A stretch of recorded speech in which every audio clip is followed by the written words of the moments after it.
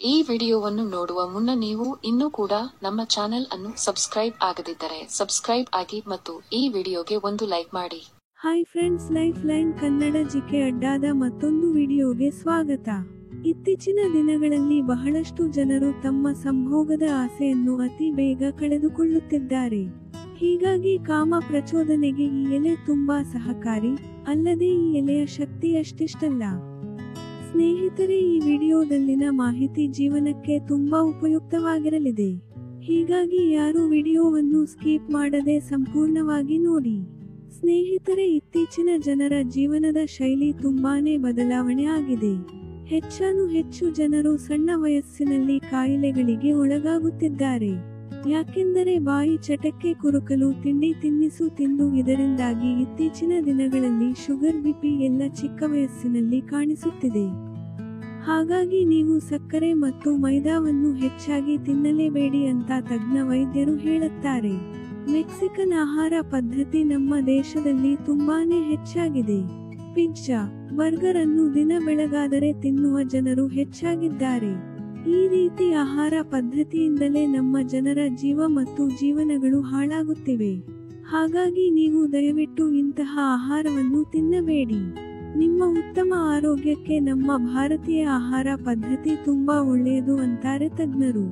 ನಾವು ದೈಹಿಕವಾಗಿ ಸದೃಢವಾಗಿ ಇರಬೇಕು ಅಂದರೆ ಅದಕ್ಕೆ ಗುಣಮಟ್ಟದ ಆಹಾರ ಅವಶ್ಯ.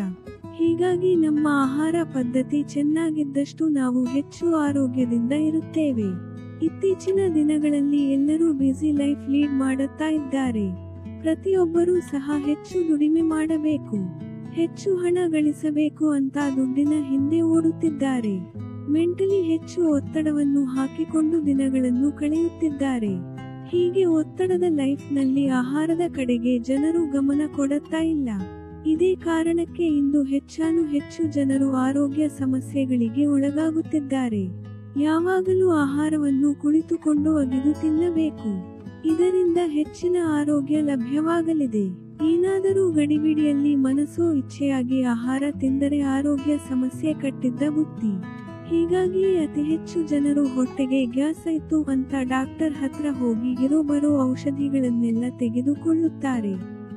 ಆದರೆ ಇದು ತುಂಬಾ ತಪ್ಪು. ಈ ರೀತಿಯಾಗಿ ಆಹಾರ ತಿಂದರೆ ಗ್ಯಾಸ್ ಪ್ರಾಬ್ಲಮ್. ನೀವು ವೈದ್ಯರ ಬಳಿ ಹೋಗಿ ಔಷಧಿ ಪಡೆದು ಗ್ಯಾಸ್ ಸಮಸ್ಯೆಯನ್ನು ಕಡಿಮೆ ಮಾಡಿಕೊಳ್ಳಬಹುದು. ಆದರೆ ಇದು ತುಂಬಾ ಸಮಸ್ಯೆಗೆ ದಾರಿ ಮಾಡಿಕೊಡುತ್ತದೆ. ಆದ್ದರಿಂದ ಯಾವತ್ತಿಗೂ ನಿಮ್ಮ ಆಹಾರ ಕ್ರಮವನ್ನು ಚೆನ್ನಾಗಿ ಇರುವಂತೆ ನೋಡಿಕೊಳ್ಳಿ. ಸ್ನೇಹಿತರೆ, ನಿಮಗೆ ಏನಾದರೂ ಗ್ಯಾಸ್ಟ್ರಿಕ್ ಸಮಸ್ಯೆ ಆದಲ್ಲಿ ಸ್ವಲ್ಪ ಜೀರಿಗೆ, ಕೊತ್ತಂಬರಿ, ಕಾಳುಗಳನ್ನು ಹುರಿದುಕೊಂಡು ಸ್ವಲ್ಪ ಪೌಡರ್ ಮಾಡಿಟ್ಟುಕೊಳ್ಳಬೇಕು. ಅದನ್ನ ತೆಗೆದುಕೊಂಡು ನೀರಿನಲ್ಲಿ ಕುದಿಸಿ ಆ ನೀರನ್ನು ನೀವು ಒಂದು ಬಾಟಲಿಯಲ್ಲಿ ಹಾಕಿಕೊಂಡು ಗ್ಯಾಸ್ಟ್ರಿಕ್ ಆದಾಗ ಕುಡಿಯಬೇಕು. ಈ ರೀತಿ ಮಾಡುವುದರಿಂದ ಹೊಟ್ಟೆಯಲ್ಲಿರುವ ಗ್ಯಾಸ್ಟ್ರಿಕ್ ಕಮ್ಮಿಯಾಗುತ್ತದೆ. ಇನ್ನು ಹೆಚ್ಚಿನ ಮಾಹಿತಿಗಾಗಿ ನಮ್ಮ ಚಾನೆಲ್ ಸಬ್ಸ್ಕ್ರೈಬ್ ಮಾಡಿಕೊಳ್ಳಿ. ಸಂಭೋಗವನ್ನು ಹೇಗೆ ಹೆಚ್ಚಿಸಿಕೊಳ್ಳಲು ಯಾವ ಎಲೆ ಬಳಸಬೇಕು ಅಂತ ತಿಳಿದುಕೊಳ್ಳಲು ಕಾಮೆಂಟ್ ಮಾಡಿ. ನಮಸ್ಕಾರ.